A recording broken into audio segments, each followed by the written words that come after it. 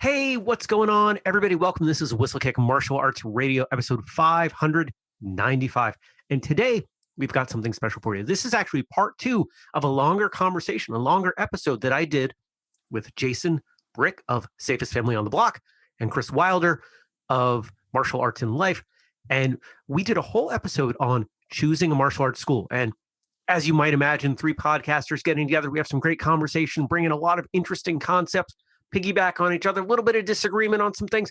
It was an awesome time, had a lot of fun. You can find part 1 of this on Jason's channel. Best place to go for that is YouTube, Safest Family on the Block on YouTube. You'll find it. And of course, if you're here, there's a good chance that you know what we do. So I'm going to skip the usual intro and outro stuff and just encourage you to check out what both of these gentlemen are doing. They're doing some awesome stuff. Jason's been on our show. Kris is coming on our show. Had a lot of fun collaborating. So here we go with part 2 of the conversation on choosing a martial arts school. Jeremy, I put words in your mouth. Did I do okay? You did, but you did a really good job. I'm gonna say some things in a slightly different way and connect some other dots, points of information that we had earlier. If you roll back, we've talked about styles being all but irrelevant, and we're kind of in the midst of that conversation now. And why is that? It's because the other things are what makes it important, especially for children. It's those fences and ditches, boundaries, parameters, whatever you want to call them. MMA, the majority of people who seem to get into MMA and want to launch an MMA school, it's the dissolution of those boundaries. Well, I trained in this thing and also this thing and this thing and this thing, and I inherently don't like the fact that those are separate. I want to mash them together. I want to create this very fluid, open system. That's fine. But you have to have some life experience, some context to understand where the inherent boundaries as a human being lie. And by definition, as a child, they don't have that. We're raising them. What is the goal of a parent? It's to raise an adult, not to raise a child. You don't want them to remain a child for their entire lives. So we have to give them that structure somewhere. Now, are there MMA programs out there that provide those boundaries, those structures and systems to foster that development? Without a doubt. In my experience, many, I don't know if I want to say most, my gut tells me most, but I'm not willing to go to the mat on it, is that many of those programs are either adjacent to or operated by traditional martial arts programs. I think of the people that I know who have competed in MMA, and many of them have backgrounds in traditional martial arts, just like you or I do. And when I go and to support them, and I've been to amateur fights, I can tell who trains at an MMA school quite often and who trains at a karate or taekwondo, or at least started in those sorts of environments. You can see it. Now, we've been training a while. We might have an easier time picking it out. And there are always exceptions. I'm not saying these are hard and fast rules. But if I had to randomly roll the dice between a karate school, or let's just lump traditional martial arts together and put my kid in a random TMA school versus a random MMA school, I'm going TMA 100 times out of 100. Yeah. And it boils down a lot to those cultural aspects we're talking about, because it's not the style that matters. It's that the culture of those schools is different. It's more competition oriented. It's a little more thuggish. It's they celebrate the violence a little more. And it's not necessarily a bad place, but it's not as good. And to the point Kris was making, there's certain, when our children change from children to young adults, late teens, young adults, there's sometimes that person can really benefit from an MMA program for a while. Sometimes they need it. I mean, we're all of a certain age where we have at least one friend, if they hadn't joined the army, they'd be in jail. For sure. I think that some people my kids' age, my oldest son's turning 21 soon, he's got a couple of friends who are in MMA, and if they didn't have that very specific outlet, I think they would be in jail. Yeah. But especially when we're talking about our kids, it's, the risks like Kris is talking about, the culture like you're talking about, Jeremy, it's less appropriate. So that's not necessarily a red flag, but something to consider and put into the decision matrix. Yeah. But what are some straight up red flags? Things where you hear this, you see this, it's both eyebrows up with interest and alarm, or thank you, we're heading out almost immediately. Yelling at kids. And I don't mean the discipline yell. I mean the angry yell. I don't have control over this class anymore, and I don't know what else to do. Oh, yeah, that's huge. Well, I would not, if that happened, we're leaving now. It's not like, well, we'll finish this class and we'll talk about it. No, we're done. We're done. We're going home. And we're going somewhere else. And I want to sort of dovetail onto that. This, I think, is a little more subtle, but boy, you hit it out of the park. That was a home run. Yeah, when you see that loss of control and that anger, that's a wild thing.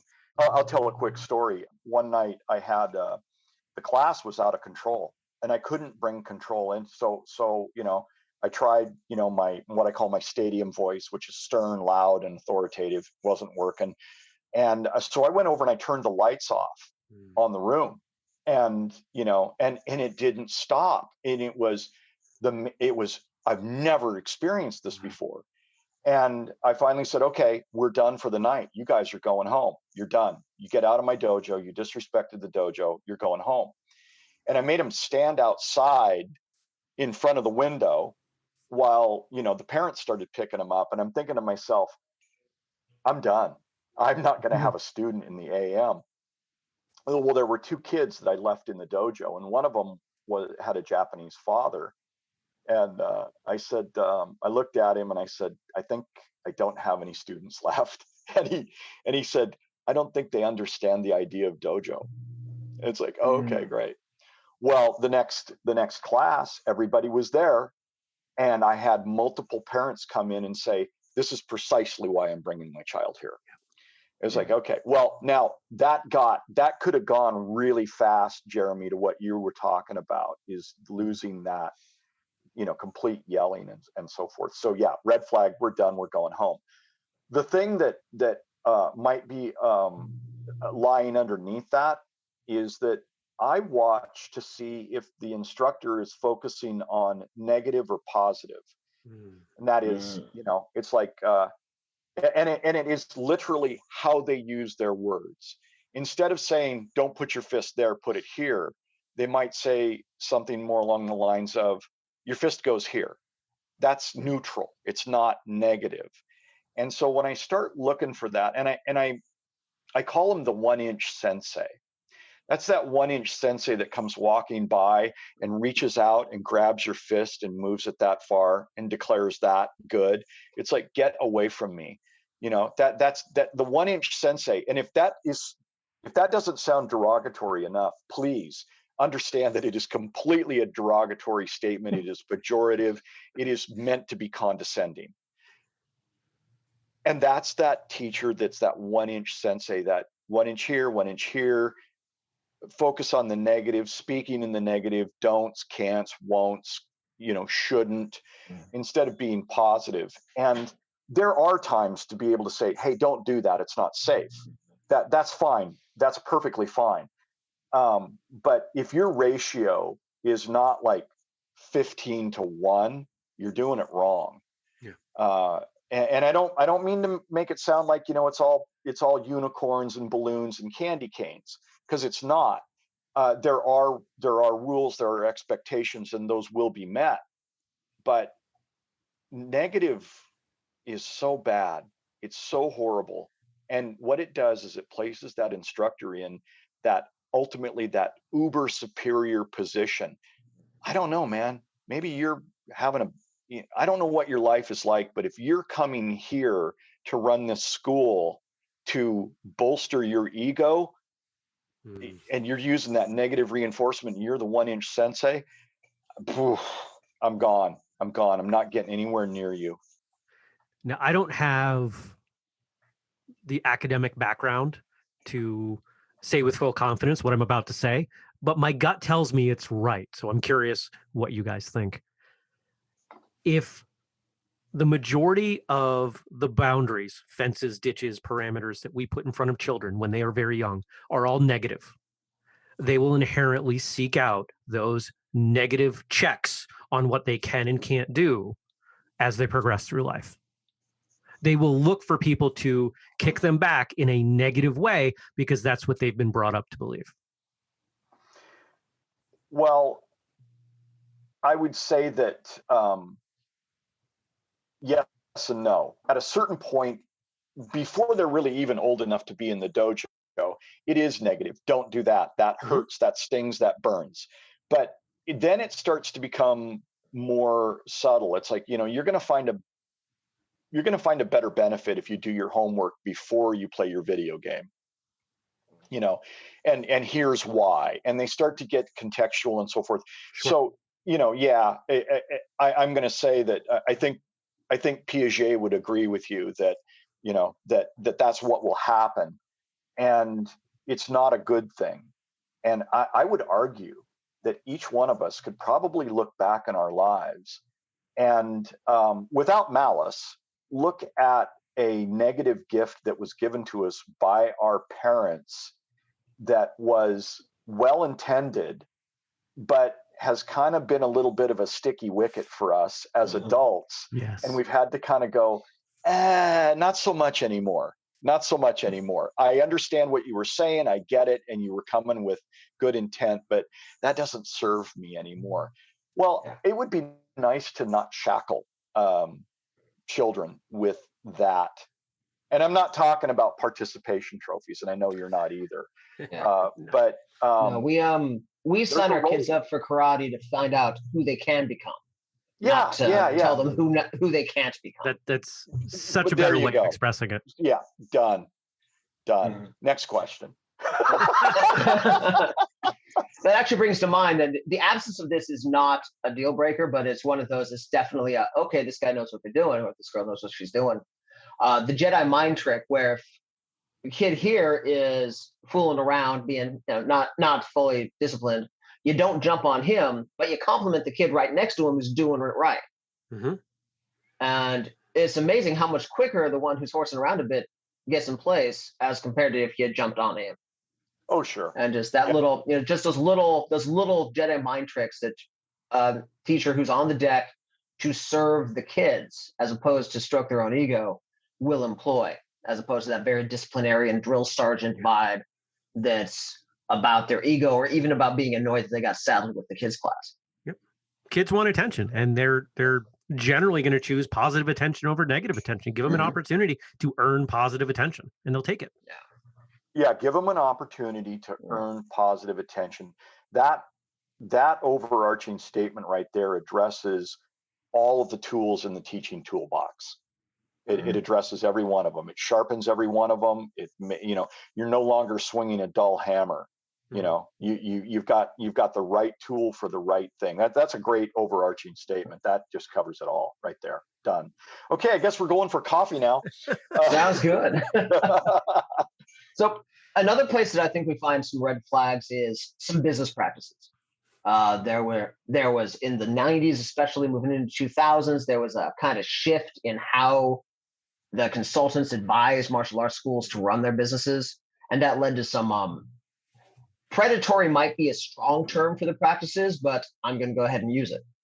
And for example, getting a 6-year-old into a year-long contract. Again, not a deal breaker, but definitely a tick in the negative column. Another example that I found is there are schools that will try to sell you a heavy-duty gi for your 8-year-old, even though the light-duty gi that is super cheap will last for as long as it will fit that child. Right. Yeah, right? They're outgrowing it more than wearing it out. Exactly.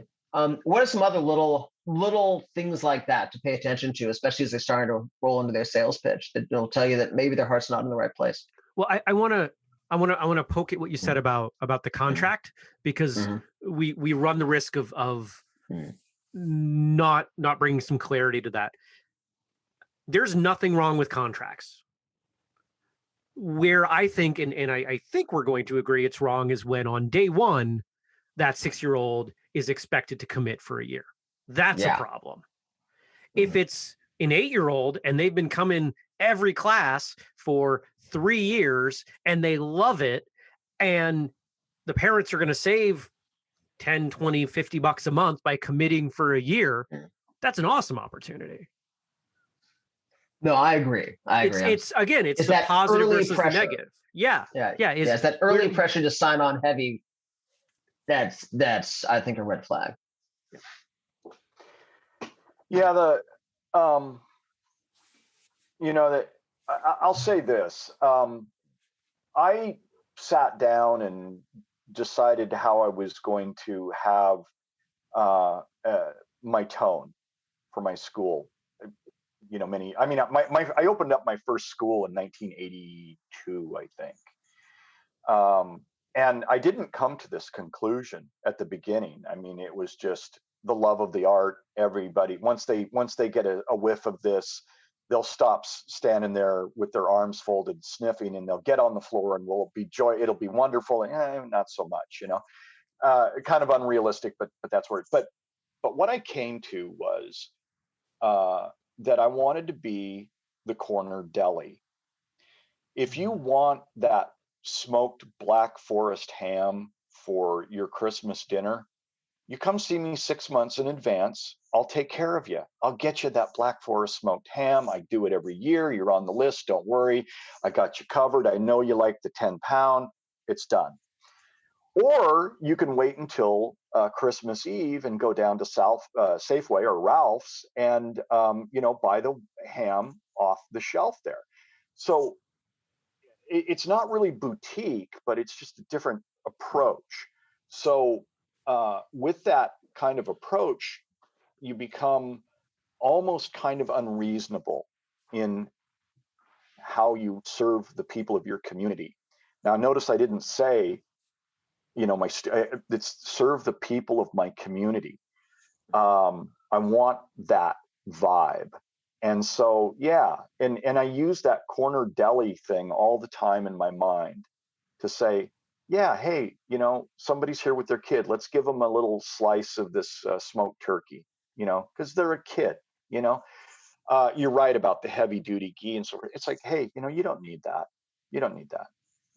Do we do tournaments? Well, we actually don't really do. We have a couple tournaments that we go to that are small kata tournaments. We like to support those, but we don't do that because you're going to pay $280 for the pads and $75 for the day, and you're going to sit in a gymnasium for most of the day and watch your kid flame out in the first round. And that's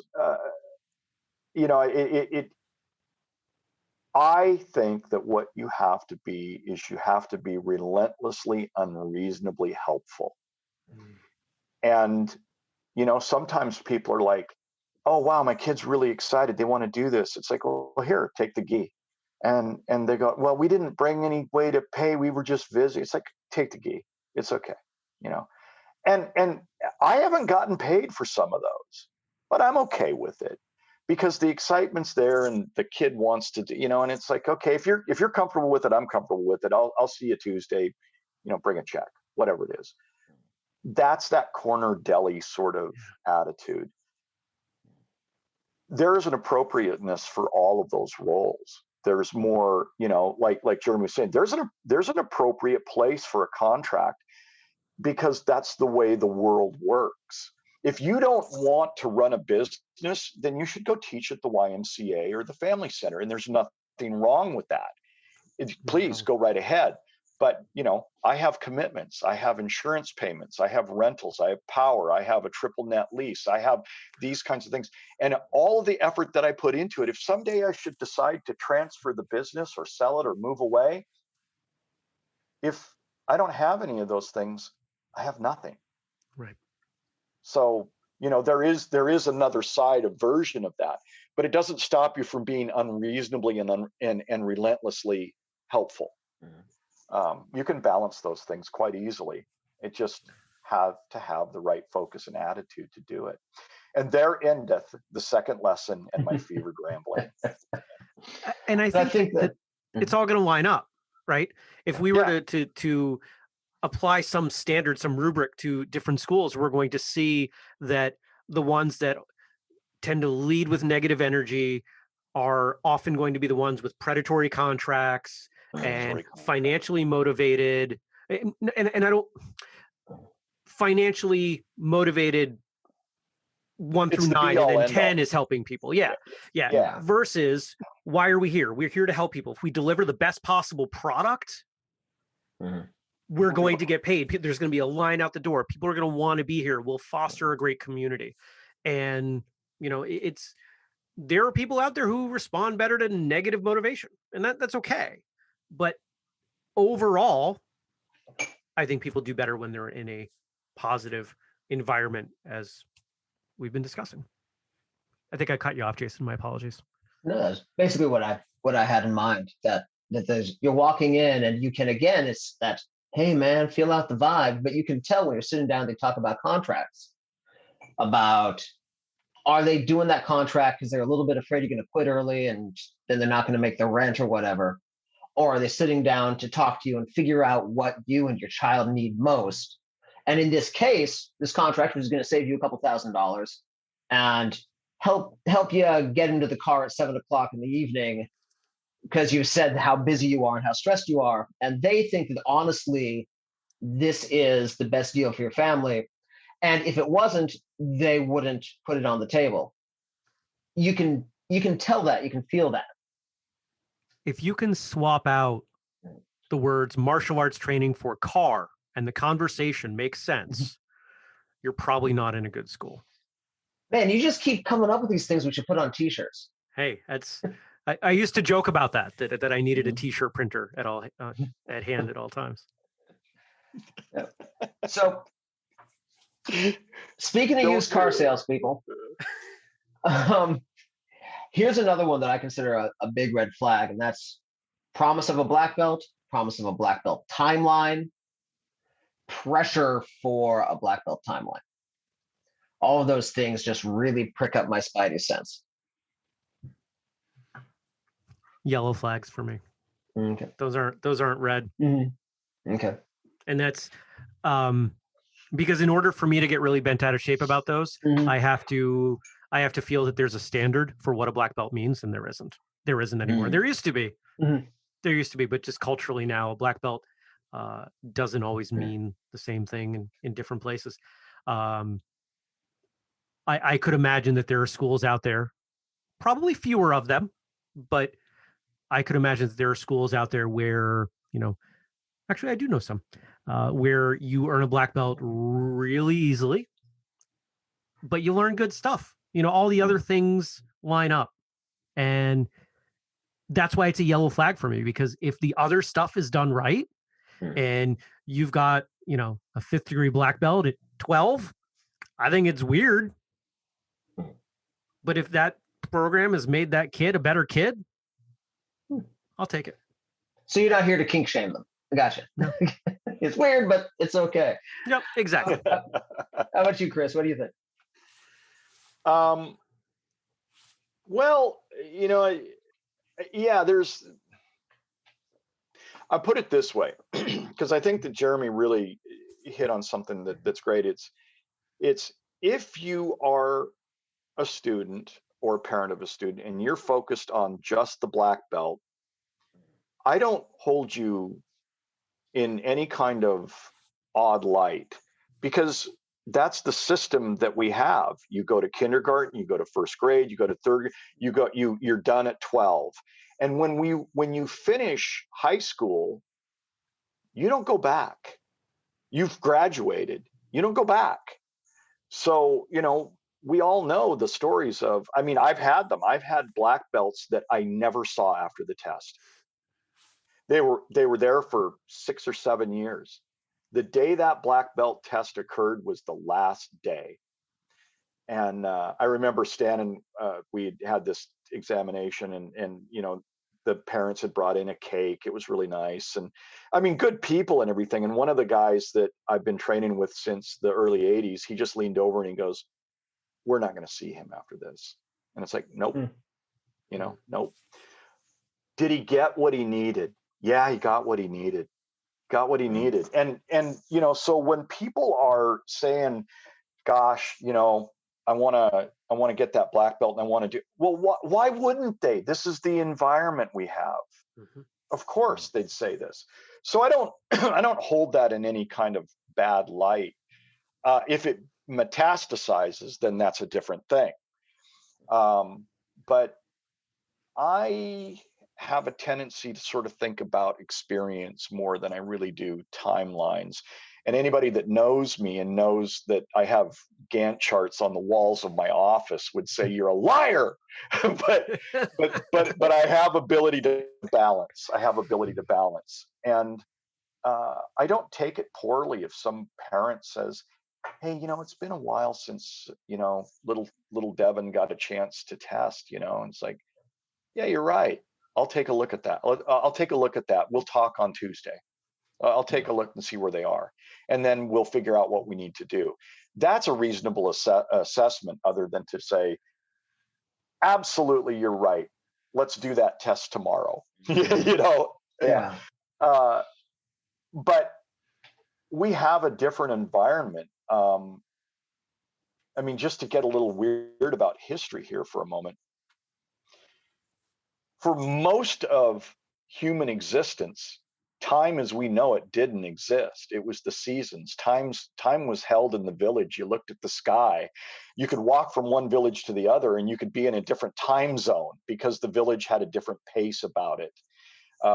And for whatever reason. And so, but here we structured and we've added it and we've put it together and everything. And so that is the environment. We have certifications and level 5s and engineer 2s and this and that and the other thing. And I got a plaque on my wall and I got the, you know, of course, if you rail against that, you might as well go out and try and beat up the ocean, because you can't.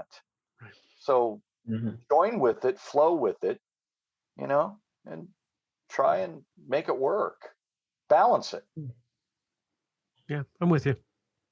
And again, it seems to be coming back to that. Some instructors will be using that in a bad way, and some will be using it in a good way, and that we need to open up, get a little hippie, and feel their vibe. Now, there is and I'm not going to name the organization because they have much better lawyers than me, and also there are some excellent dojos within that organization, but you guys know exactly who I'm talking about. That the entire system for this nationwide, worldwide organization is basically an MLM. Where they try to sell you a black belt and then they try to sell you a school. Right. Jason, what can you be talking about? I don't right. You know, and as that school, you know, that organization has some excellent schools within it where the culture's right on, the teacher is teaching for the right reasons, but there is that business pressure on top of it. And in some cases, it ends up with a school where the person in charge has been training for 2, maybe 3 years. And so that's a warning that exists out there, that sometimes you can end up in a bad situation because of the larger organization the school's a part of. Sure. This is where I think it's important that the rapidity with which a parent is going to enroll a child in any program, I think it should be, you know, a little bit on the slow side. You know, when I moved to Vermont, when I check out a school, when I checked out the couple schools that I ultimately joined, I researched them online where I could. One of them still doesn't have a website. I went and watched an entire class start to finish. And then I participated. And then I was willing to commit. Because there are things that you're going to observe better watching. There are things you're going to observe better doing. There are things you're going to observe better, you know, third-party research. And I've pulled the plug. There was one school, I'm not going to name it, but anybody local to me probably knows. I was there for 3 months. It wasn't a fit. Now, if that was the first time I started training, that might be a bummer because I might think, oh, this is how it's always done. And so when you talk about an organization, a system, some kind of environment where maybe you end up somewhere that wasn't a great fit, doesn't mean that the next place isn't a good fit. And I think we've all seen that. Oh, I tried martial arts, I tried karate, and my instructor was just a jerk, or this happened or that happened. So you stopped? Well, yeah, because why would I do that to myself again?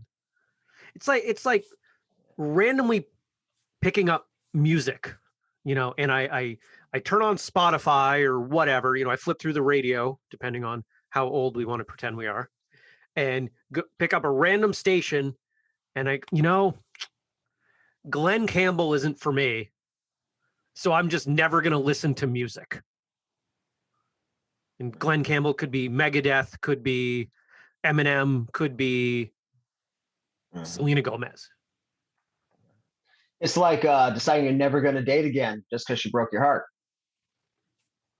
But we've all done that. Yeah. Well, that's true, but it was temporary.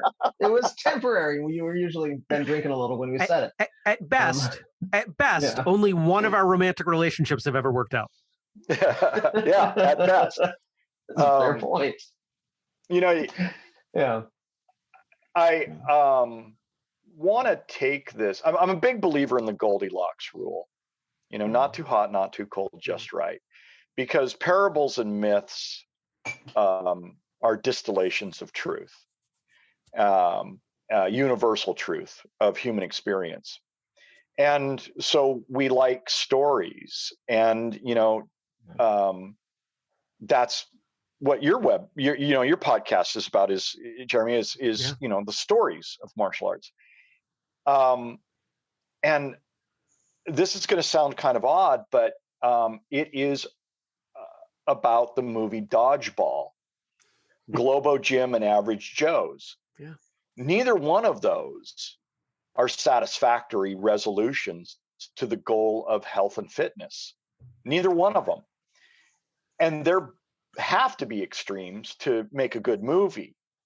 But the point is that everything that we're talking about is always coming back to balance. Not too hot, not too cold. Be just right. Have some of that flavor of Average Joe's, where the owner is actually walking through the facility and slapping people's backs and asking about their children.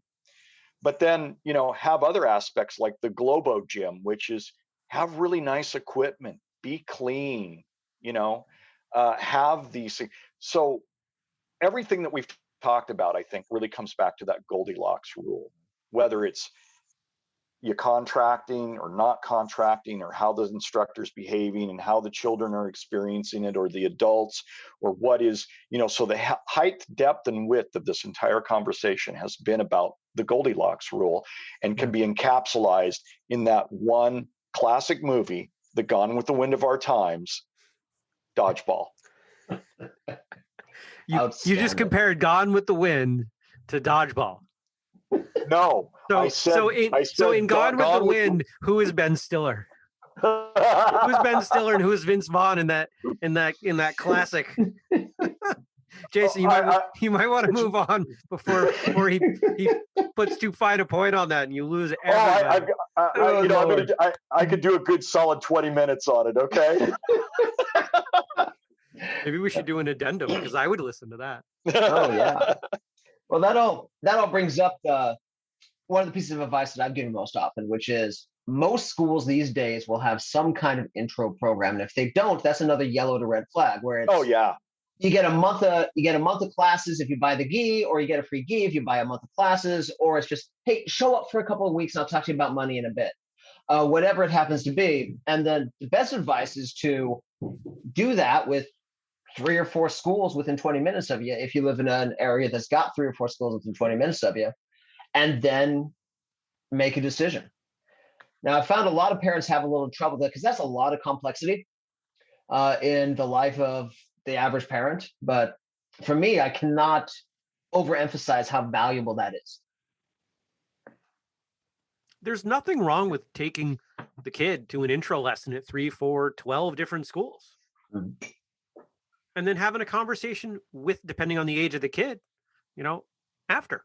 What'd you think? Was that someplace you'd like to go back to? Did you have fun? Was it more fun than the last place we went to? One of the things that I think is a great way for parents to do this is that rarely does it just spring out of a child's mind, I want to take karate. I mean, it happens, but it's rare. Usually they've got some experience. They've watched Cobra Kai, their friend down the road, whatever it is, they've got that. And so the first thing, and I think it's really important to do, is to just simply say to the parent, you're taking so-and-so to hear why. Now, because look, kids are pack animals. Mhm. And, if they're able to walk onto the floor and go, hey, I know Roger, he's in my class. There's a rapport, we're going to have a good experience more than likely. Yep. So, the web is a nice place to start, and people say start there. But I guess I'm going to go kind of old school and, manually turn the channel on the television, click, click, click, and say, talk to somebody whose child is already doing it. And they're going to, if they say something like, yeah, I think we're going to drop it, let's talk some more, Right. Yeah. Oh, it's been fantastic. We've really had a great experience. Great. Let's talk some more. Yeah, I agree. And to that I agree. effect, and this is a trick from any kind of background checking, any kind of reference checking. If you can find, by talking to that person, find a family that has quit and have a quick conversation with them. Was it just a matter of money? Was it a matter of Johnny decided that he was more interested in BMX racing, or was there an incident or a situation? And then again, just like most of the other flags we talked about, is it the kind of thing that bothered them but would be fine for you, or was it a serious issue? Yeah. Well, gents, I think we've talked the subject. We could talk to this subject for the rest of the day. We probably But I think could. we've talked it largely to death. But I wanted to leave with, so here's the situation: you're in an airport doing your layover, and you bump into a friend of yours from college who's got 3 kids and says, "Okay, I really want to put them in karate. What should I do?" And you got 2 minutes to tell them the best advice you can before they run off to their flight and never see you again. What do you tell them, Kris? 2 minutes, I said. I can do it in less than 2 minutes. Excellent. Hey, good to see you. Hey, wow, fantastic, great. Here, you want it? Okay, yeah, sure. Here's my card. Give me a call and let's talk about your location. Let's talk about your location, where you are, because it sounds like you're in the South Sound. Okay, yeah, I know a few people. Give me a call. I can help you. Excellent. That's it. My flip response was going to be similarly as a joke, in that we recorded an episode years ago that was basically the answer to that. And I would say, oh, check out episode whatever it was. I don't remember the number.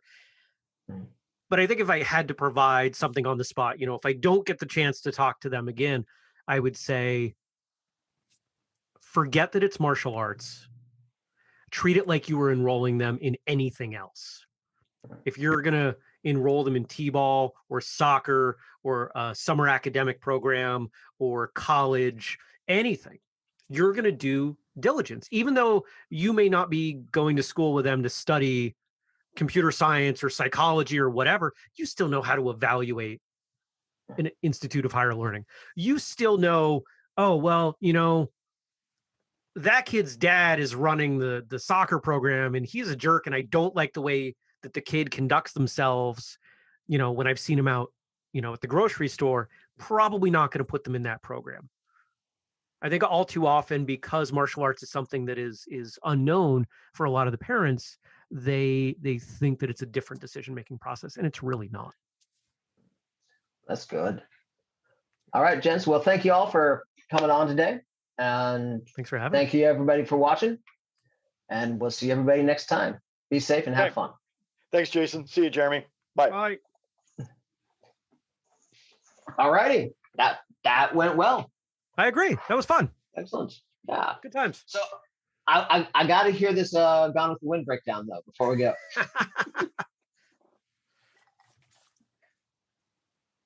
The what? Are you talking Gone to me? with the Wind. Yeah. The Gone with the Wind breakdown. I